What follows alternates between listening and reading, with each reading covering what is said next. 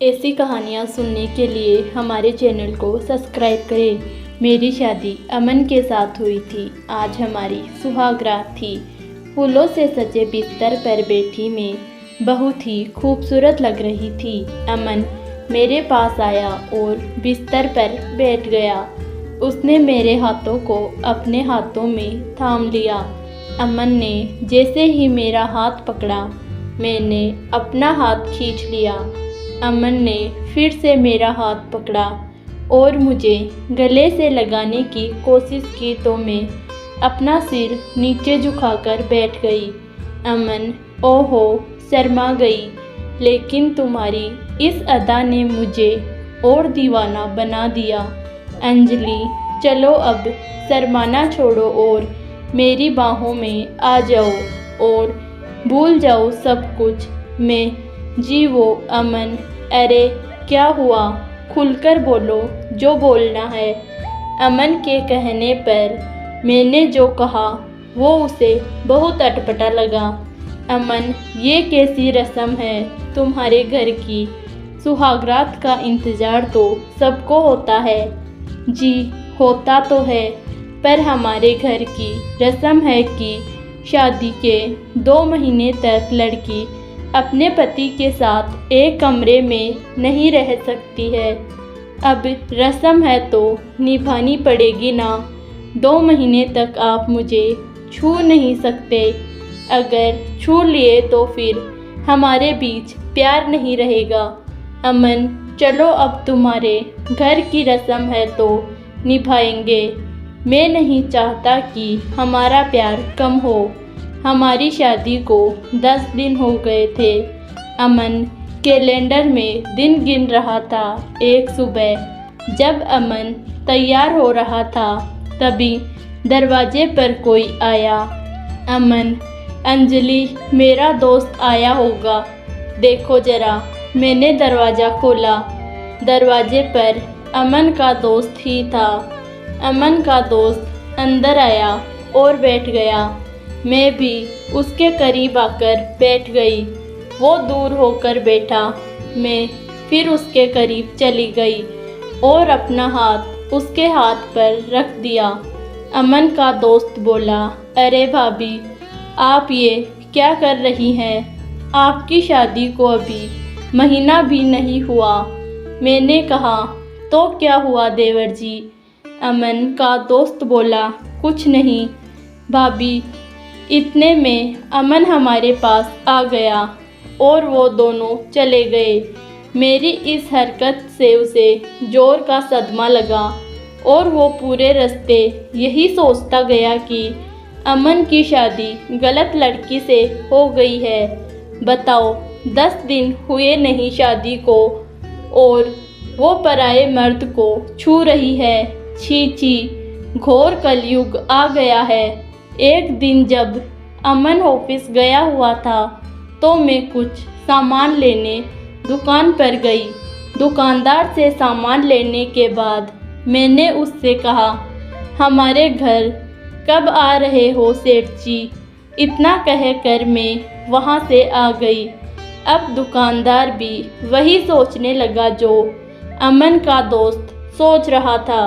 मेरा ये बर्ताव धीरे धीरे मोहल्ले वालों के बीच चर्चा का विषय बन गया था। एक दिन जब अमन ऑफिस से घर लौटा तो सोसाइटी के गेट पर खड़े गार्ड ने उससे कहा, गार्ड नमस्ते साहब। अमन नमस्ते भाई। गार्ड साहब वो मुझे आपसे कुछ कहना था। अमन तुम्हें फिर से पैसे चाहिए? गार्ड अरे नहीं साहब, कुछ और बात है। उसके बाद गार्ड ने अमन से जो कहा उसे सुनकर अमन का पारा 7वें आसमान पर पहुंच गया। अमन तुम पागल हो गए हो या होश खो दिए हैं अपने? तुम्हें पता भी है तुम मेरी पत्नी के बारे में क्या कह रहे हो? गार्ड साहब मैं झूठ नहीं बोल रहा हूँ। आप जब ऑफिस चले जाते हैं तो भाभी जी हर दिन मुझे बुलाती है, कभी मेरा हाथ पकड़ती है और कभी आंख मारती है। अमन, देखो तुम बर्दाश्त की सीमा मत लांघो, नहीं तो तुम्हारी शिकायत में सोसाइटी में कर दूंगा, तुम्हारी नौकरी चली जाएगी। यह कहकर अमन वहाँ से निकल गया। लेकिन कुछ दिनों बाद जब अमन के दोस्त ने और दुकानदार ने अमन से कहा तो अमन सोचने पर मजबूर हो गया। अमन मन में ये सब लोग अंजलि के बारे में ऐसी बातें क्यों कर रहे हैं? मुझे तो कहा कि उसके घर की कोई रस्म है, मुझे छूने तक से मना कर दिया और गैर मर्दों को वो आंखें मार रही है, मेरी गैरहाजिरी में उन्हें घर बुला रही है। नहीं नहीं, ऐसा नहीं हो सकता है। लोग झूठ बोल रहे हैं, लेकिन सभी लोग झूठ क्यों बोलेंगे? क्या करूं मैं? अंजलि से बात करूं क्या? नहीं नहीं, उसे बुरा लग गया तो। अमन मुझसे प्यार करता था, लेकिन उसने लोगों की बात पर कोई ध्यान नहीं दिया। लेकिन एक बात जो उसने महसूस की वो ये थी कि मैं किसी से घंटों फ़ोन पर बातें करती रहती हूँ। एक बार जब उसने मुझसे पूछा कि मैं किससे बातें कर रही थी, तो मैंने कहा, यहाँ पर फ़ोन पर बात करने में भी कोई पाबंदी है क्या?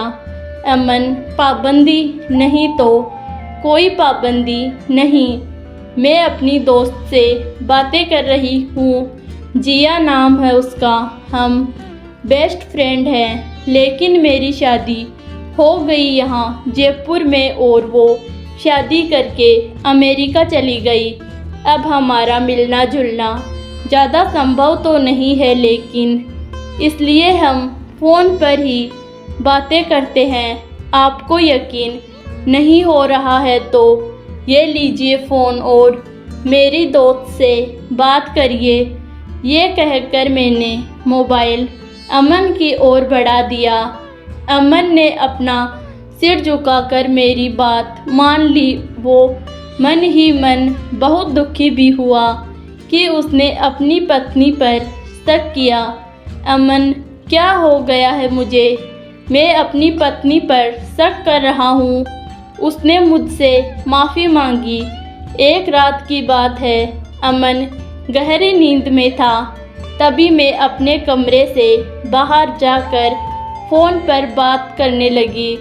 मैंने आर्यन से कहा, मैं अपनी हरकतों से पूरी कोशिश कर रही हूँ कि मेरा पति अमन मुझे छोड़ दे, लेकिन वो तो मुझसे चिपक गया है, दूर होने का नाम ही नहीं लेता है।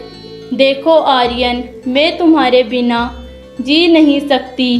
कोई उपाय करो और मुझे इस नरक से निकालो। मुझे नहीं रहना है अमन के साथ, एक दिन भी नहीं, एक पल भी नहीं। मुझे ये बात पता नहीं थी कि उस दिन मेरी सारी बातें अमन ने सुन ली है। जब मैं अपनी बात ख़त्म करके बिस्तर पर पहुंची तो अमन मेरे बिस्तर पर बैठा था। मैंने कहा, अरे आप सोए नहीं? अमन सो ही रहा था मैं आज तक, तभी तो मुझे कुछ पता नहीं चल रहा था। मैंने पूछा, ये आप क्या कह रहे हैं? क्या पता नहीं चल रहा था? अमन, यही कि मैं तुमसे दूर नहीं होता हूँ, तुम यहाँ नरक में रह रही हो। मैं बोली, ये सब आप क्या कह रहे हैं? मेरी कुछ समझ में नहीं आ रहा है। अमन, अंजलि अब तो सच बोल दो, ये आर्यन कौन है जिससे तुम आधी रात को बातें कर रही थी? सच सच बोल दो। अंजलि, मैं तुम्हें कुछ नहीं कहूँगा। अमन की बात सुनकर मैं रोने लगी और रोते रोते मैंने अमन से कहा, मैं और आर्यन एक साथ काम करते थे, हम दोनों एक दूसरे से प्यार करते थे और शादी भी करना चाहते थे, लेकिन अमन लेकिन क्या मैंने ये बात अपने पेरेंट्स को बताई तो वो नाराज़ हो गए और बिरादरी के बाहर शादी करने से साफ साफ मना कर दिया। मेरे और आर्यन के प्रेम के बारे में जानकर मेरे पापा माँ ने घर से बाहर निकलना बंद कर दिया और आपसे शादी करवा दी। शादी के बाद सुहागरात को मैंने तुमसे झूठ बोला था कि कोई रस्म है। मैं चाहती थी कि तुम मुझसे दूर रहो। यही नहीं, मैं ये भी चाहती थी कि तुम मुझे घर से निकाल दो। इसलिए मैं आपके दोस्त और दुकानदार और वॉचमैन के साथ वैसी हरकतें करने लगी। अमन, अंजलि तुम्हें मुझसे पहले ही ये सच्चाई बता देनी चाहिए थी। मैं चाहती थी बताना, लेकिन आप मुझे इतना प्यार करते हो कि मेरी हिम्मत नहीं हुई आपसे कुछ कहने की।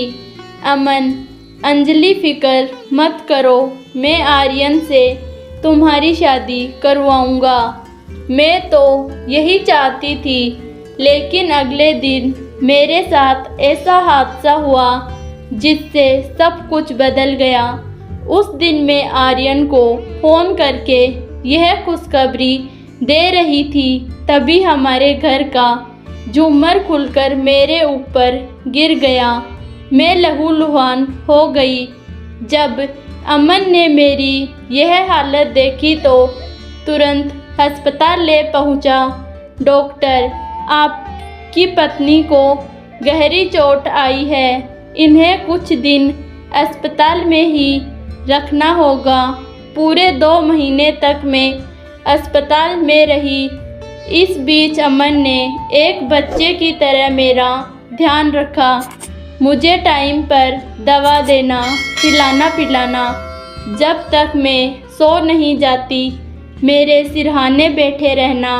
2 महीने बाद जब मैं पूरी तरह ठीक होकर घर आ गई तो अमन बोला, अंजलि तुम अब पूरी तरह से ठीक हो गई हो, लेकिन तुम थोड़े दिन और आराम कर लो।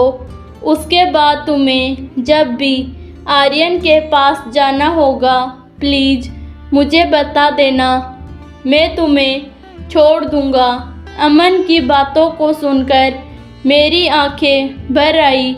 मैंने कहा, तुम मुझे छोड़ दोगे किसी गैर मर्द के पास? अमन, गैर आर्यन से तो तुम प्यार करती हो। मैंने कहा, प्यार करती थी, वह मेरा पास्ट है और तुम मेरा फ्यूचर। 7 फेरे लिए हैं मैंने तुम्हारे साथ। मैं मानती हूँ कि मुझसे गलती हुई है, लेकिन मैं दावे के साथ कह सकती हूँ कि तुमसे ज़्यादा प्यार मुझे कोई नहीं कर सकता। अमन, मुझे माफ़ कर दो। अमन, मैं तुमसे प्यार करती हूँ। अमन ये सुनकर बहुत खुश हुआ कि मैं भी उससे प्यार करती हूँ। अमन मुझसे बहुत प्यार करता था।